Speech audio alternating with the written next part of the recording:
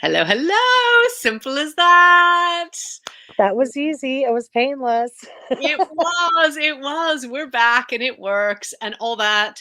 I'm Heather Jean, for those of you I haven't met before. And I am so happy to have Kelly Lupton in the house today for Confidence with Coffee. How Oh, you I doing, don't have Kelly? coffee today. I have an energy drink today. No coffee. Okay, well that's cool. That's fine. Yeah, I mean, it doesn't have to literally be coffee. Coffee's just caffeine is my drug of choice, so that's the way that works. Yes. So Yes, mine too. I'm just checking the technology.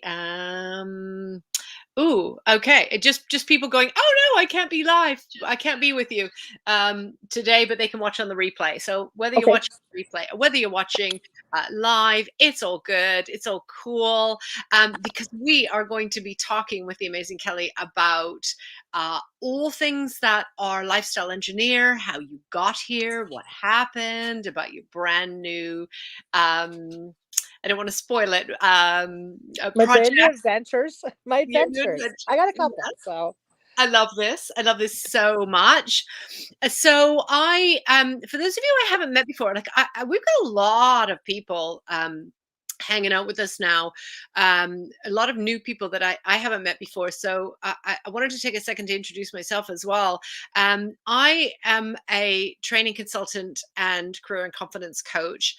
I am heavily involved in the whole kind of idea about loving yourself where you are and where you're, whether you want to change your body, whether you want to get more fit or change it in some way, or that's great. I'm all for that. But I think we have to start with our own self love, is where I'm coming from, with our own love the skin you're in and acceptance. And there are very often beliefs behind that stop us from taking action on that.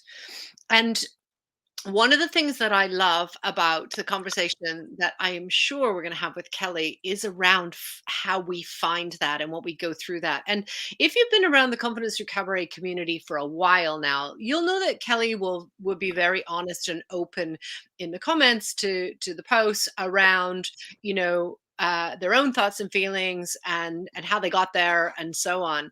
And so welcome, Kelly. thank you. I am so excited to be here. I really am. Was looking forward to this for days. I was telling like everybody that, "Hey, I'm doing this." So, ta-da, we're here. Doing the live, and I think it's so important that we surround ourselves with people who are advocates of the same kind of goals. We all have our own different kind of take on things and our own, but like you are such an advocate around really kind of understanding ourselves. And there's one analogy, because we've had several conversations now. There's one analogy that sticks with me so deeply around kind of the river and then the rocks in the river and Okay. moving those rocks. And I know that's you in your masterclass and confidencethroughcabaret.com. I know that that's you in your element of lifestyle engineering. Tell us about the removal of the rocks in the river of our lives. Okay, so if we look at our lives like it's a river, okay, so it's constantly moving, constantly changing, and we can leave the rocks there, and eventually the river will wear at them and change them somewhere. But those are the things that either are limiting beliefs, they are things that we perceive to be problems, they're things we want to change, they're possibly obstacles from our goals, or at least what we're perceiving as obstacles. And when we look at them, we're like, okay, well, my life is this river and it just keeps flowing by all this stuff. Well, okay, so, what I talk about is continuous improvement in our lives. This is a constant thing that we always do. There is no land called perfect. It doesn't have rainbows and unicorns and jujubes coming from the sky. It doesn't happen. So, what we do instead is that we look at it and we go, okay, I'm going to improve something, whatever that perceived improvement is, because for everybody, that's going to be a little different. And we're going to say, okay, I'm going to start with what I can see, which are those rocks that you can see in the river. And if we take those out, the river drops a little bit. It also slows a little bit. And then we see another layer of rocks.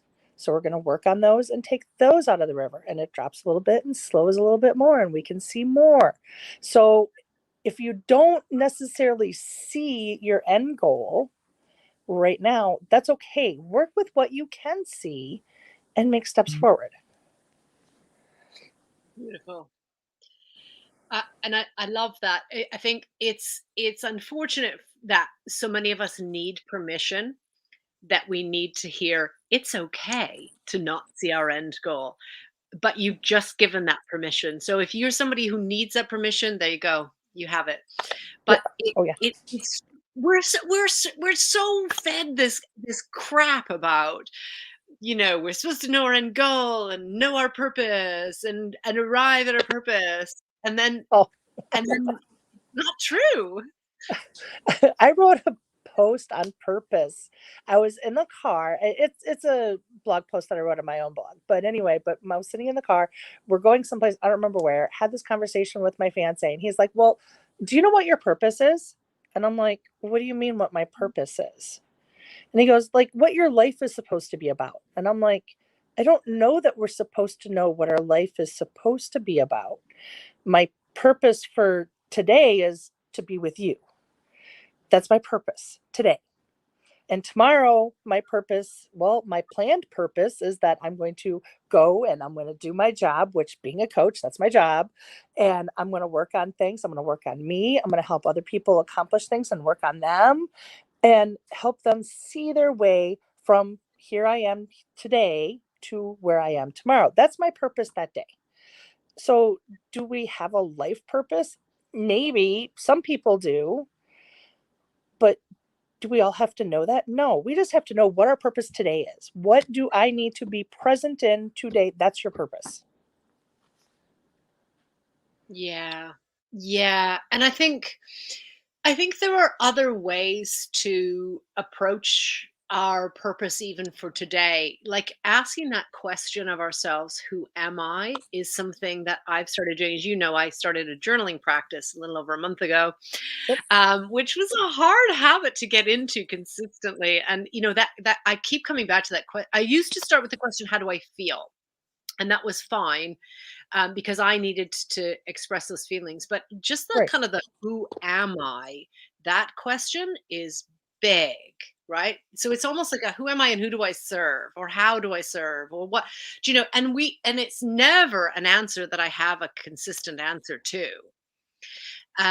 And so what you're talking about just in this day or in this moment, and being with you is my purpose, then that's how I'm serving, that's how I'm showing up. And Right. that's but we get this whole masculine energy of, yes, but I'm supposed to do more, and I'm supposed to, it's crazy. That's kind of society's influence. I mean, from a small child on, we have been told that, okay, well, you know what, you're supposed to work toward something, and you're supposed to be always working and moving and accomplishing. And it, it goes from school age through going to college or university, depending on where you live. It goes through even in various jobs of, well, you have to have this constant motion, constant busy, constant doing, which may or may not be true. I mean, sometimes being is kind of enough. Yeah. Yeah, that's a hard one to get our heads around if you've been raised in a really driven masculine energy kind of doing environment.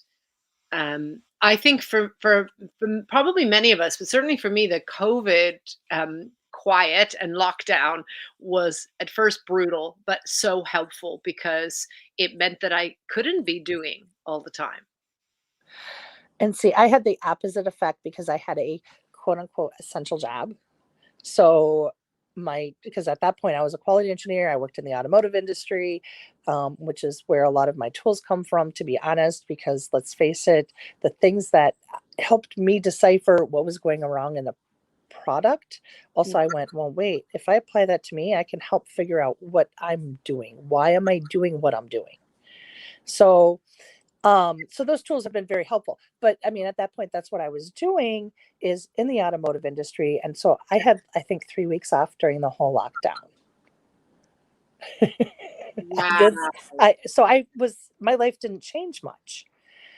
And then you also realize at that point that your life is pretty boring when your life doesn't change much and you're in the middle of a pandemic. Interesting. Really interesting.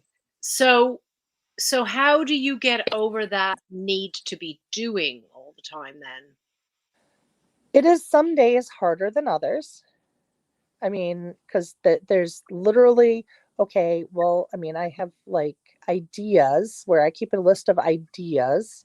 And then it's like, okay, well, if I really feel I need that project, then it is, okay, here, I'm going to pull that project out. I'm going to put it into my computer. I'm going to set up my plan, set up writing it, make sure that it sounds good, make sure it's posted, or, do a podcast, which that was part of my project thing there. It is, writing it out, making sure that it's in some sort of logical order so that it doesn't come out all jumbled. That's kind of my doing lately. But it, the first, when I left my job at the end of June, the first few weeks of not doing constantly, where you get used to working 10, 12 hours a day, was very difficult. It was very difficult to go, well, this is enough to just be here and sit, meditate for a while. It was very uncomfortable to do. Yes. Yes. So are you there? Are you more comfortable now?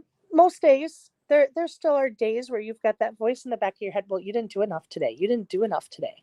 Well, maybe, but there's always tomorrow. And then of course, well, who says that I have to do anything today?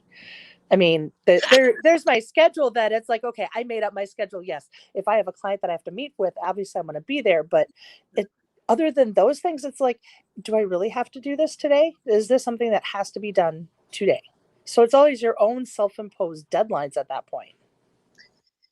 Yeah, and there's a whole thing about, we have to parent ourselves once we're grown up, right? Because nobody tells us we have to get out of bed. Nobody makes us do all of those things. No. And for a lot of lockdown, I didn't parent myself at all. I just went into child mode and just kind of ate junk and didn't do really that much.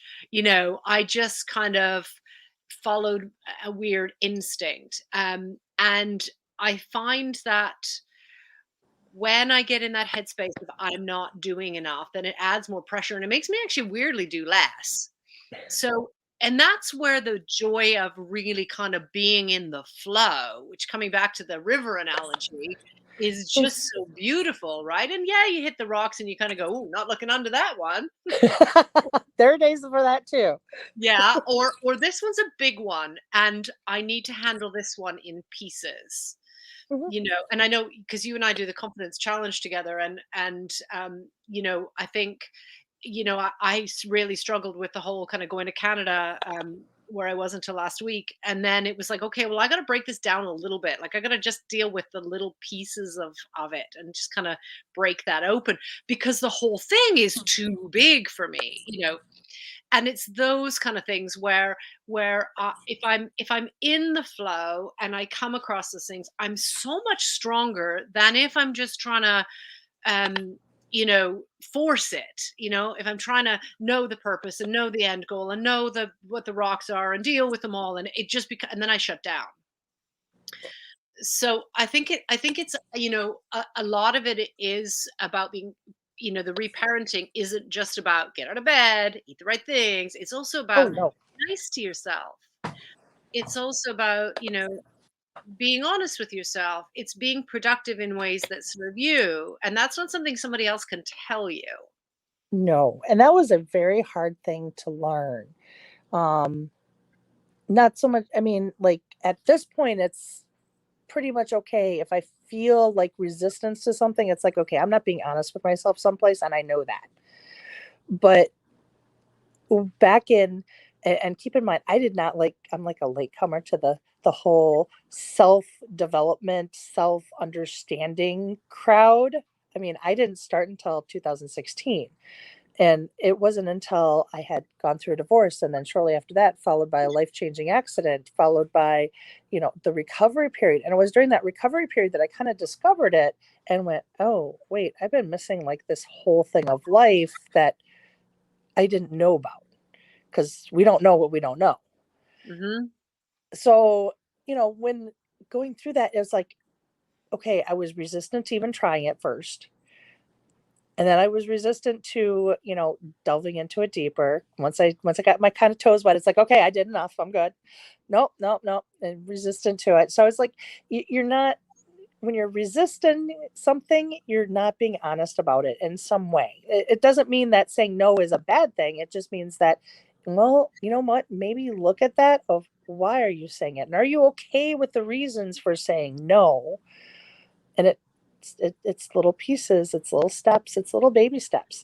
I mean, the whole thing that I run off when I talk to people, it's like, we're not going to look at, okay, here's where I am and here's where I want to be. We're going to go, okay, well, this is where I am. What can I do today that's going to take me a step towards that? A baby step even. You don't have to like run all at once. Most of us don't. If we try, we don't do well. We tend to shut down and go, okay, I'm overwhelmed. And that's what I do. And then it's a whole kind of, feast or famine thing. It's like I'm either crazy busy and getting stuff done, which might not even be the right stuff, by the way. And but I'm It getting may stuff not be. done. Yeah. I always remember there's a piece in Seven Habits of Highly Effective People, which in the corporate world is probably one of the most read resources. And there's a bit about these people working through the jungle and slashing through trees and carving their path and making progress. And then somebody finally climbs a tree and goes, wrong jungle. And the others go, shut up, we're making progress. And it's that whole kind of, it doesn't matter, we're making progress, we carved the path, wrong jungle, wrong wrong everything. Wrong space. Yeah, I mean, there is a good idea to have a general idea of what you want. Okay. And then be able to go, okay, well, if I to go to this, if I go and I start on my path to doing it and I take a baby step this way, one step to making it happen, the vision of it gets clearer as you go on. I mean, even taking my own business, for example, is that once I found out that life coach was like a career opportunity, I was like, oh, wait, I want to go do that. I really do. I want to do that. It's a lot more fun than my job now. But I had no idea how to do it. I was like, okay, I put up a website. I got certified. I put up a website. I put up a Facebook page and then went, okay, I have no idea what I'm doing from here. So I stumbled around for a long time, just trying to figure out, how do you do things? I mean, and I think that's a lot of us, because life doesn't actually have a manual to it. I mean, we like to think that we know it all. We like to think that we know what we're doing, but honestly, it doesn't have an instruction manual. It's like raising kids. They're not born with one. Thank goodness. Giving birth to an instruction manual on top of a baby would be like horrible. For sure, for sure. But I think the other thing is that there isn't a right or wrong. So if we had a No. manual, then it would imply that we're doing something like we follow these steps and it works. And I think that's great with some of like your engineering background. That's great. Like these this is the way that this works. Well, But I mean, to an extent, life is somewhat that way. I mean, we are given a manual of sorts. I mean, we have rules of society that we agree to live by because it's going to benefit the whole of society. mhm, Like we all drive a car. So we all agree that we're going to obey the traffic laws because they keep everybody safe, not just one person. right. Okay, so there's areas of life where that's important to do. But then there's also areas of life where you have a cycle of, okay, I want to change something. Okay, let's use for example is that, okay, I'm shy and I want to learn how to be more outspoken. Okay, so I want to learn this because being outspoken is a skill. Anybody can learn to do it. How do I do that? Well, okay. Well, then you've got plan. So I've got to like look at it. How do I do it? That's my plan. And then I'm going to take action on my plan. And then I'm going to assess my plan. What did I learn? What, from my action? Okay. And then I'm going to go, okay, fine. How can I tweak this to be more beneficial to me personally? Or what do I need to do differently? And then that becomes your new plan and you just keep doing it. Life is just a great experiment. And those are your steps to experiment with it. Yeah. Yeah, and that's so freeing, isn't it? That's so freeing when we get to kind of go, okay. So I was just driving somewhere this morning in the UK, and there was roadworks, and it all didn't work out, and I had to go a different way, and it, Mm. it wasn't expected, but it wasn't bad. It took a little bit longer. It wasn't, but we can get so hung up on those moments where we'll kind of, almost feel like, oh, this is happening to me again, and we can get so caught up in those things. And I think, there's that balance, isn't there, between finding our feelings and expressing them, and then not getting fully sucked into those either, right? Just as we don't want to get fully sucked into the plan, and we have to stick to the plan whether it serves us or not. It's that balance. Again, and it's about, assessing what is the plan. I mean, and what is the action that I've taken? And what are my results? What does that tell me about the plan? I mean, is it a good plan? Is it a bad plan? And here we go into the whole good or bad. But I mean, is that plan working for me? Is it giving me something that I actually want out of it? And if it's not, how do I adjust it to get to those places that I want to? Because if we get sucked into, and it is easy to do, and we all have those days, and it is fine to have a day or two, just don't live here. It's happening to me. It is totally out of my control and I feel like crap about it and I just want to just wallow in my misery. And it's fine to have those days because we do need to feel and process because that's part of who we are. That's a human thing. But at the same time, if we don't take back and say it, instead of saying it's happening to me, looking at it and going, you know what, I have the ability to handle anything that's thrown at me because, well, out of all the stuff that's been thrown at me so far, I have handled it well. If we don't start looking at that from a slightly different perspective, we're going to be in that victim mode of it's happening to me all the time. Yeah. And victim mode is like you say, it's okay to be there, but don't live there. But it is a hard one when you get deep into it. Oh, When you go way downhill, it's really hard. You're spinning your wheels to get back up. It's like driving in the snow. It can be very it is, difficult. that's a good analogy for it. It is like driving in the snow. How, and then, yeah, how do you get, back out of it if you are driving in the snow? Well, you can use some snow chains, snow tires. You can also use the whole, here I can, spread some kitty litter down or some sand down, and that'll help give me traction. So, those are your tools to reach out for help. Yeah. And I think that's a great analogy, because when we're in that victim mode, we very often don't look for what can I do, what is possible, what do I don't have any sand, I don't have any salt, what do I have? Well, there's another car going by, I might be able to get something from them, I might have something in the trunk, I might, and it's that. It is. And I think we often forget that there are possibilities because we're so busy going in this downward spiral of yeah, but I can't, yeah, but I can't, and it's like okay, but if you could, what would you do to come out of that? If you could, what can you do? And then what can you actually control? I mean, there's a lot of situations that we get in and we feel like, okay, yes, this is happening to me. And it isn't necessarily in our control to do much about it.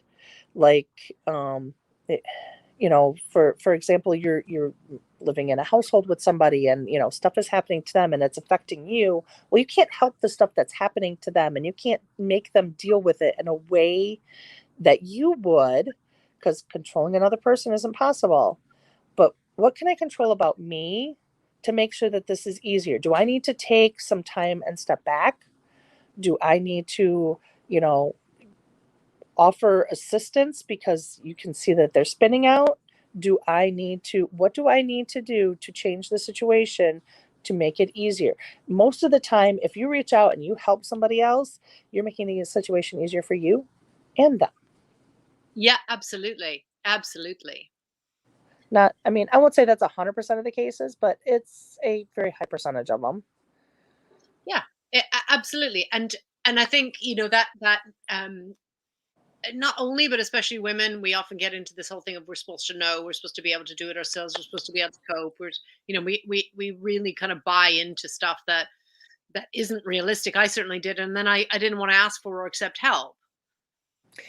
Yeah, that help thing, because and it's not just women, it's men too. I mean, there is the cliche, and it's a cliche for a reason. The man who doesn't ask for directions, when they're lost. Oh yeah, no. So I mean, that's a human thing. It's not just women, and a lot of it has to do with the society that we're brought up in, which it's spread more around the world than just the US, but it's very much here. And since this is where I live and what I experience, I can say that it's very much here, and it's very taught here is that everything has to be done by yourself.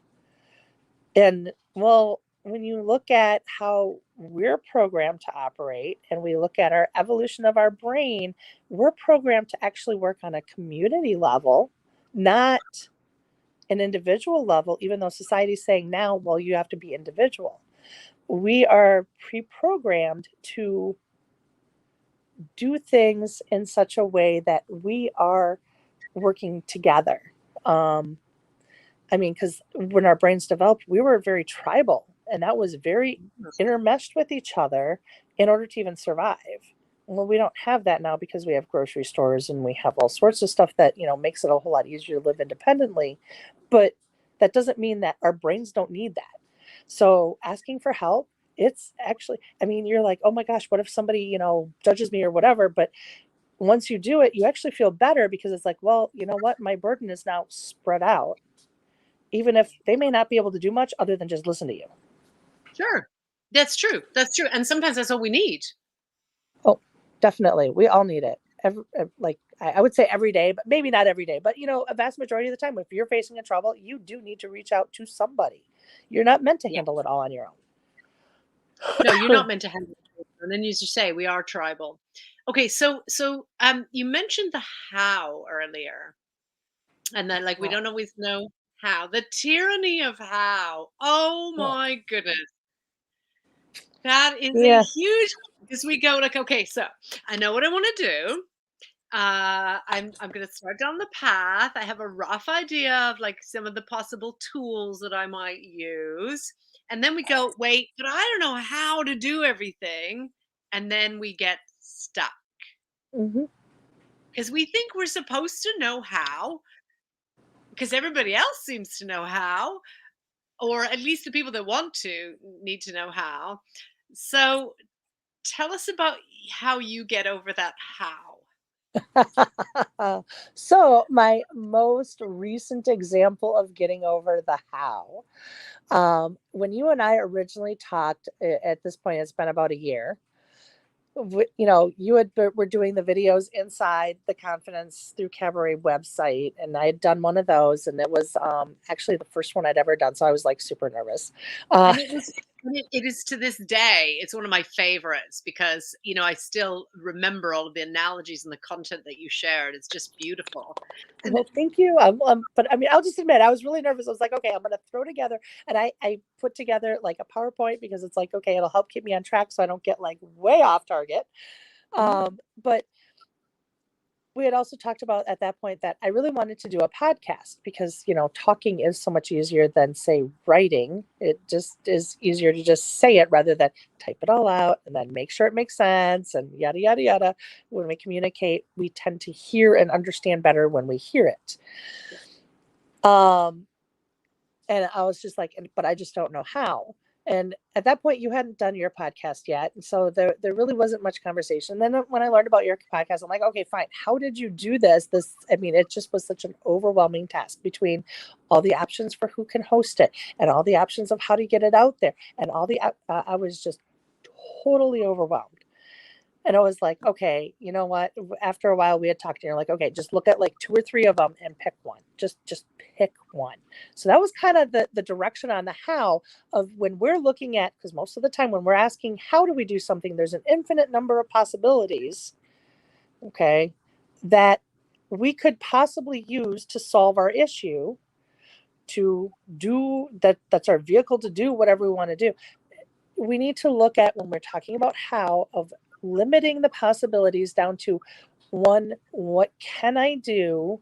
What is my way to do it? I mean, or what's my preferred way to do it? I mean, because let's face it, we all have our strengths and what we feel is like, hey, this is my favorite way. I feel actually very comfortable and joyful when I do this, compared to, well, um, I might be able to accomplish that. I mean, like, I would not want to go out and like talk on the world stage, like actually have people in front of me, like, stand on an actual stage, actually have people in front of me. That would make me more nervous than just talking to a camera and being like, yep, I'm out here and I'm telling you what it is. And I don't care how many people see it at that point. It's a bizarre mental thing, but that's my preference. So, being a motivational speaker and standing on a stage and doing like a TED talk in front of however many hundred people are in those audiences, that's not my preferred way to do it. So look at your strengths. How is your preferred way to do whatever the activity is? I mean, we're talking about the podcast now, but I mean, it really doesn't matter. I have a client now who, um, she was like, she's been so concentrating. She has this business. She wants to get started. She's been so concentrating on that. And we were talking, plans and stuff. And she was like, well, I could do this. I could do this. I could do this. And I'm like, yeah, but what's going to make you happy? And she stops and she starts crying. And she says, I don't think anybody's ever asked me that before about anything. And I was like, okay, so we need to like list out and figure it out. And she's like, well, first her answer was, I don't know. And I was like, okay, well, we need to list things out and figure it out. Sit down, make a list of your skills, make a list of all the activities that you enjoy. And somewhere in there, we're going to be able to put together 2 and 2 and go, here's a skill. It matches up to this activity that you enjoy. And it's going to be your path to get to your successful business because you're enjoying the journey. And because if you're not enjoying the journey, it's not very much fun. Why do it? Yeah, no kidding. And then we get into the well have to, and then I don't know how, and then I can't, and then I don't. Yeah. Yeah. We kind of self sabotage with that one Mm. because, we do know how, we just may not want to admit it. I Yes, mean, yes, I kept getting stuck up in all the tech going, but I don't know how. And the irony of that statement was my degree's in tech. yeah, yeah, yeah, and that's intimidating in itself because it moves so fast, and then all of a sudden you're like, wait, I'm supposed to know this stuff. Yeah. If you don't keep up with it, it can totally bypass you really quickly. But I Yeah, mean, it still is still basically the same function as a blog. You just talk to it rather than type it. It still is the same underlying functions. And I don't necessarily need to understand the backside of the tech. I need to understand what I'm doing, yeah, because let the tech mystery stuff just do its own thing. yeah. Yeah, and all we did was talk about, as you just said, limiting it. So there's infinite amounts of well, not literally, but there's a lot of podcast hosts, for example. Correct. And I've known people who spend a year, researching all of this. And actually there isn't a right or wrong. It's just picking one. And so we just said, okay, there's pick three, and then from those pick the one that looks the best.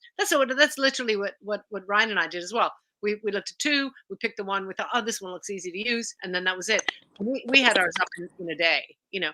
But I don't think we planned it. We didn't have the same um we didn't have the same blocks about that. And I for me, the podcast, the YouTube channel, all of that stuff that we started wasn't a worry. For me, it's other things like, some of the sales funnels tech and that kind of thing. And I think, oh, I can't do this. I don't know how to do this. But there is options. There are always options.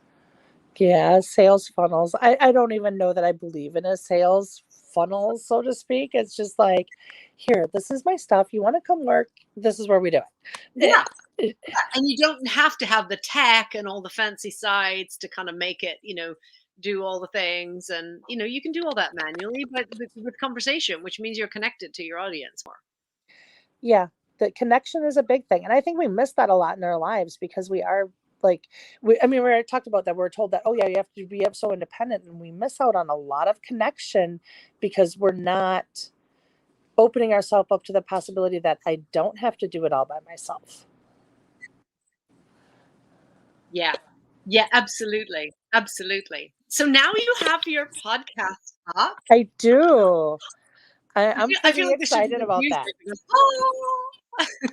Oh, it wasn't quite that. It was not quite, oh my gosh, the heavens opened up in the sunshine. But it was like, yep, I feel pretty accomplished just by getting that done. I mean, and granted, none of the stuff is like, high tech or anything. It really isn't. It was here, Canva, rescue me. I have, a little thumbnail that I can put up that looks nice and tells you what it is. And then it just going in and saying, hey, folks. At the beginning, and that's it. It's pretty low tech.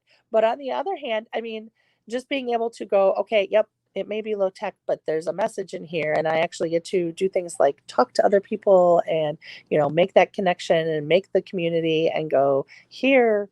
Not is it just me just telling you things now, but now it's also other people telling you things now.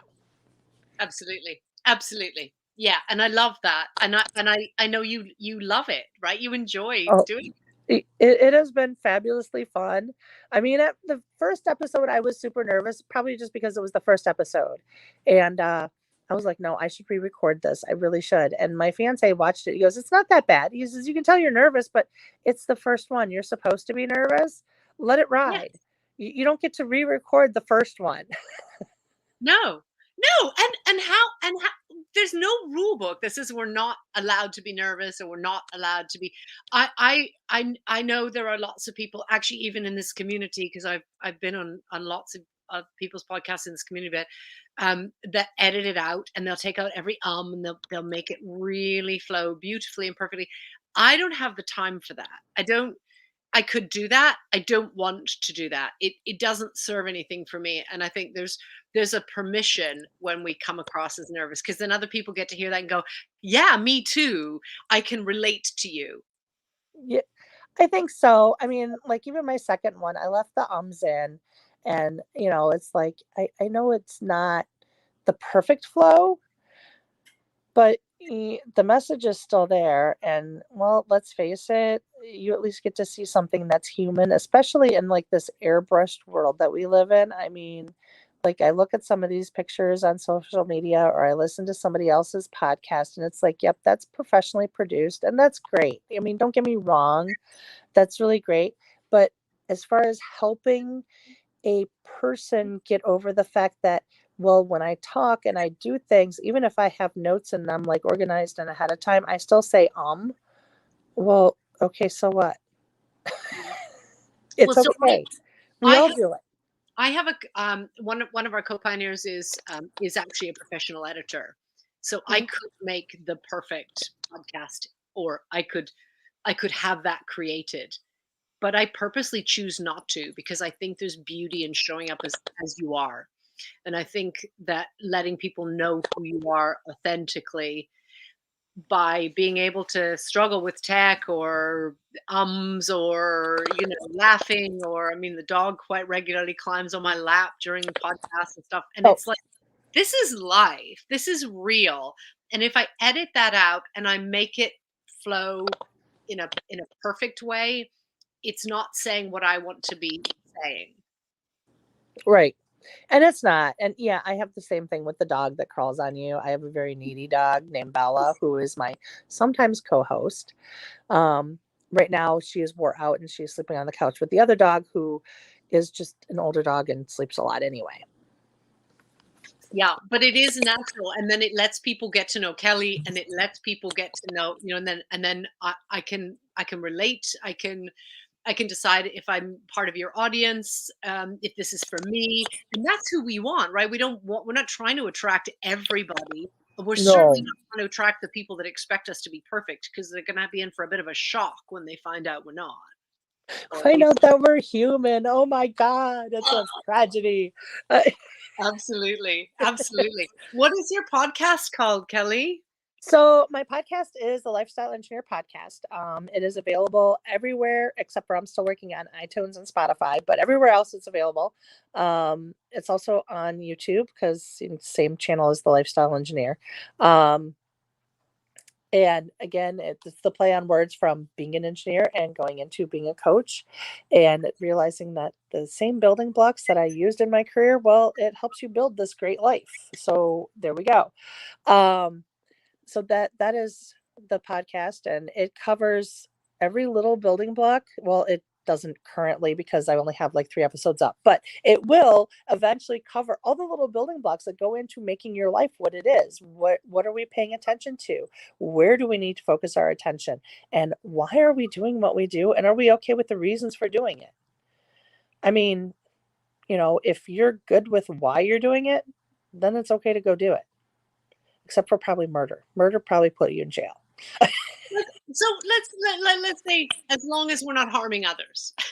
Yeah, let's go with that. And I mean, and nothing that I'm going to tell you is designed to harm anybody else anyway, but that's beside the point. But it's like, I think it's just because it was just Halloween. It's like murder just pops into your head, whatever. Yeah, absolutely, absolutely. I know. I loved your comments yesterday about Halloween, and how a lot of people. I guess we celebrate the holidays in our own kind of ways, and we have our own traditions and our own connections with the holidays. We do. Halloween, Samhain, it doesn't really matter what name you put on it, is my favorite holiday. I mean, what better holiday than one that it celebrates like the last harvest of the season. It's the transitional period between I'm getting all my crops out of my field, I'm preserving everything for the winter, going back to that whole this is when we lived in tribal areas, or a tribal community in our lives. But then it also is like celebrated as this spooky season of when the veil between the worlds of the living and the afterworld of the dead is the thinnest, so we get the spooky season as well. uh, then of course there's also the whole transition of it's fall to winter, so I mean it's just this transitional period, and it's fun to celebrate it. It's also fun, like, I mean, I get my kids are adults, but my fiance's kids are young. So it's like, okay, I get to go back and have somebody that'll dress up with me for Halloween and go trick-or-treating and hand out candy and carve the pumpkins and do all the seasonal fun stuff. Hello, there's your puppy. Do all the seasonal fun stuff that my kids stopped doing and I was doing by myself for a while, because it's like, well, I'm not giving it up. I don't care. Yeah, I know. I don't have any young children around me at all, but I loved last night seeing all the young children and the tradition that goes with it. I still cover pumpkin even though I have no young children, and still do all the Yeah. thing. I love the dress up as well, and it's something that this is surreal. Well, It's something that is so important in my world, and is part of the cabaret thing, where you get to take on all these different kind of personas, or explore, even doing things like playing with makeup, or playing with wigs, or playing with you know costume jewelry, those kind of things. It brings out different things and makes us experience different parts of ourselves, and I find that so much fun, because it's like, oh, I feel very different if I have, I did like big cat's eyes, black eyeliner, which I love. I would never do for on stage because I don't do it well enough. But I love doing it. Oh, I'm very different like this. I'm more Cruella de Vil, and those right. kind of things are really fun to explore about ourselves, and what we enjoy, and what kind of energy that brings out in us. Yeah, it also brought me back to like, my drama days back in high school of being in drama club and, doing the stage makeup and Mhm. doing those kinds of things. And I was like, oh yeah, I want all the Halloween makeup because I can do this if I just had it all. Yeah. But I Yeah. mean, like, Braylon dressed up as a witch, and I'm like, okay, well, what color do you want your face to be? What color do you want your makeup to be? What color do you want all this stuff to happen in?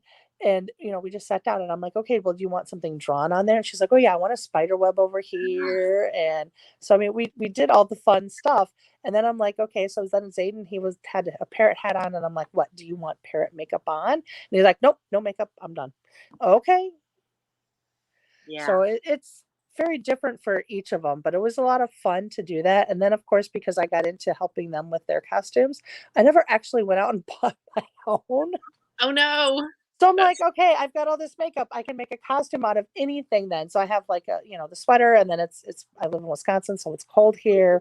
So I'm like doing the whole, white face, and then I put a lot of blues and purples and grays into it to go, yep, I froze to death, folks. yeah. But I would say anybody watching, like it doesn't matter what time of year. If you've got a little bit of time, play with it.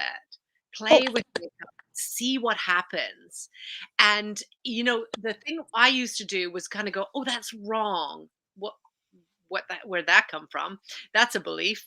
And then I would go, "Oh no, I can't use, green on my cheeks." Well, that's not a rule. The only rules are make sure that anything that you're going to put on your eyes are for eyes or are okay for eyes, so you don't end up wrecking them. right. Um, anything for your eyes can go anywhere else. I quite frequently wear that on my lips and all kinds of different things. But it is really interesting. You'll learn like what kind of rules you're making up, what kind of things it ignites. What is it? What does it bring up? Because I always talk about pink lipstick, right? Pink lipstick is my thing, right? It makes me powerful. It really doesn't. It's so silly, but I feel more powerful that way. And so now I try and channel that without having to actually do that. Yeah, yeah, no, I get it. It's also kind of like the whole before a job interview, you put your sexiest underwear on underneath everything because, well, it makes you feel good. It Nobody Yes. else can see it. It doesn't do anything for anybody else, but it makes you feel good. So if it's making you feel good, go do it. And if Yes. you're attracted to something, buy it. I mean, I shouldn't tell you to go out and just buy things randomly because stuff is not necessarily the meaning of life. But I mean, if there's a particular piece of jewelry and you have gone to the store several times and you keep looking at it and going, I really like that, but I don't have anything that it goes with. If you've done that several times, buy the darn jewelry anyway, put it on. It doesn't matter if it doesn't go with anything, go with anything. Just wear it because Yeah. there's a reason it's attractive to you for some reason, whatever that is. Yeah. And my bet is that most of us have stuff in our closets or drawers that we are saving or we don't wear them or for whatever reason. And when I go to Cabaret, I always wear something absolutely outrageous that I wouldn't typically wear because it's fun. And people want to go with me because they always say, "Oh, but then I get to get this. Then I get to wear my sexy things that I wouldn't normally wear because I know it's safe when I'm with you." I'm like, "But it was always safe in this kind of environment." You have to It, be careful where you're going, but if we quit looking at it of it feels safe and we instead say this makes me feel good, then everything is appropriate pretty much everywhere. Um, I mean, again, that goes back to the rules of society. I mean, I understand that there's probably certain things that in a job environment you may or may not be able to wear because you agreed to work underneath those rules. sure. Okay. But otherwise, any place else, it's fair game. I kind of gave up the saving my good clothes after my accident. I mean, I literally died twice that night. And when I got up, well, when I regained like some sort of normal consciousness, it took apparently a few days because I remember being in the emergency room, and then I remember my dad being in my room, and apparently there was 3 days in between that I have no idea. Wow. Um, but when I got home, I'm like, I have all this stuff that I've been putting aside for good or for something special, and it's like all of that stuff I would have died and it would have sat in my closet with the tags on it. It Yes. it what is the point of this? I need to just take it out and wear it. So if I look at something and I'm like, "Oh, that appeals to me today," I just put it on and go and wear it because, well, what else am I gonna do with it? Let it gather dust? I also quit collecting candles going, "Oh, I'm gonna save this for when I have company." Oh no, I'm burning it because I like the smell of it. I don't care what you think of when you walk in the door. Well, I mean, Yes. I do, but not like, because it makes it sound like it's so callous. But I mean, it's like, I want you to come in my house and think that it's welcoming and smells nice. But on the other hand, I also want to burn that for me to be here. Yes. Yes. Because you are here. Exactly. So don't wait for that special day. Just do it. Yeah. Again, And I as long think as you're not harming somebody else. well, as long as you yeah, and I think that's the thing is like so we want to appear that way to other people, but actually if we want to appear that way to other people, that's how we want to appear anyway. So we need to be doing the thing. We need to be doing it in our own lives daily if that's what you want your image to other people to be. That, okay, you know what? I'm the type of person who has something that smells nice in my house, or I'm the type of person who wears whatever I want. Well, then you just need to do it. Exactly. Exactly. I love this conversation, Kelly. I thank you so so so much We probably for could continue this all day. we could. No, we could because we've done this before. We just never stop talking. But No. I think let's leave it there. And I think go check out Lifestyle Engineer on your podcast or YouTube channel. Get in touch with Kelly. Kelly is a regular in the Compliments of Cabaret community. You'll find Kelly all around the socials. Kelly Lupton. Yep. Um, and reach out if you want to continue the conversation. I love this conversation so much because we didn't plan it, but we know each other well enough to know, okay, this is gonna go away and it like go in a certain way. Yeah. Great. It's gonna be My fine. big question is like, oh, do we have a topic for today? I don't remember planning anything. And you're like, no, we're just going to talk about that. Okay, we're good. Yeah. That's why I love this segment because it's like we're having coffee and we're having a conversation with coffee, and people have come and gone during this conversation. People will watch it later on. Some people are there's somebody live right now as well. I can't see Well, because hey, welcome. Hi.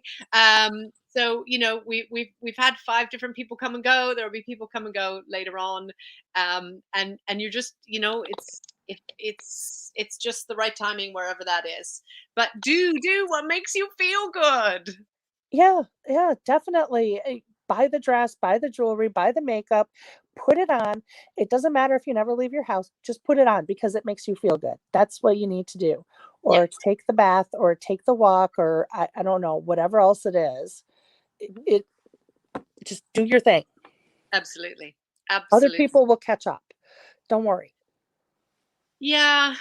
And I think isn't it a shame that if we spend our whole lives thinking about my mother passed away in January, and when she will have at no point in her life been free of the judgment of others. She was in her mid 80s, and at no point will she have experienced days where she went.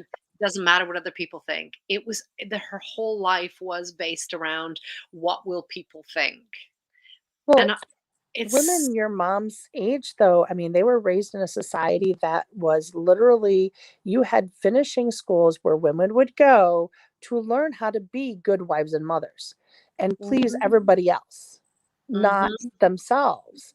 And, and don't get me wrong, being a good partner, being a good mom, doing those things is important. But at the same time, if we learn how to make ourselves happy, we teach all the people around us how to do that for themselves too. And guess what? They pass it on, and the world just becomes a happier place overall. Okay. And Yeah, making yourself happy has nothing to do with being selfish. It has to do with how do I refill that cup so that I can go out and I can give. love that. I love that. I absolutely love that. I'm trying frantically to see. I've got my phone out now. I'm trying to. Oh, it's Geneva. Hello, Geneva.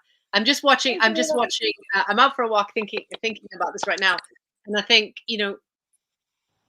we don't need permission for any of the things that you and I have been talking about and sharing in this discussion, but sometimes we feel like we do. And if we just keep having these conversations and people go, I get to give myself permission.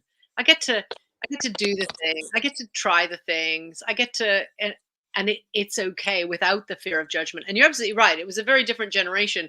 And we have the programming, certainly in my generation as Gen X, we have the programming for that Oh yeah, from from the previous generations, and it takes a long time for that to catch up. So, it does. I just think that, for each of us, if you go back and listen to the earlier part of this, finding your path, you don't have to know everything about it. You don't have to know all the how. You don't have to know the final destination. Just, is it Y- filling you with joy? Is it playful? Is it does it feel right for you? Does it feel aligned? And then go back to what Kelly said about, my purpose today is to be right here where I am with you. Yeah, that's my purpose today. And you get to decide every day what your purpose is. It's because your purpose is really honestly just a decision. It's just deciding that, okay, this is my purpose today. Or this is my purpose in this hour even. If you can't handle picking something for the whole day, this hour or this 15-minute block or whatever that time period is, just choose something. I love that. I love that. Purpose is your Oh, you put it decision. up there in print and everything. Oh my gosh. Love that. I love that. That's beautiful. I'm gonna leave it right there because I need to go and think about that for a few minutes. That's okay. Sadly, my fiance is like this truly very deep man who doesn't show the world how deep he is most of the time. And I'm like, you know what? You need to let that out more often. It's usually when him and I are in the car alone together that he lets this out. And I'm like, oh, now you made me think. So now the whole purpose thing, I mean, I'm just giving him credit for it because he made me think about it. Beautiful. Absolutely beautiful. Thank you so much, Kelly Lupton. So thank you, Heather Jean. It was great to be here. This was so much fun. Thank you so much. If you guys have questions or anything, just ask. I'm pretty much an open book. I'll tell you pretty much anything. Probably things even if you don't ask. That's really great. But that's your nature. You are incredibly giving, and I enjoy that so much about you. It's fun. It's a fun thing to do, though. It's just very nice to be able to go, yep, here. You can just have it. Yeah. Thank you so So much. thank you. Have a great day. Thanks, guys, for watching. Have a great day. Thanks, everyone. Remember, it is your body, it is your world, and it is your stage. You get to choose. Bye.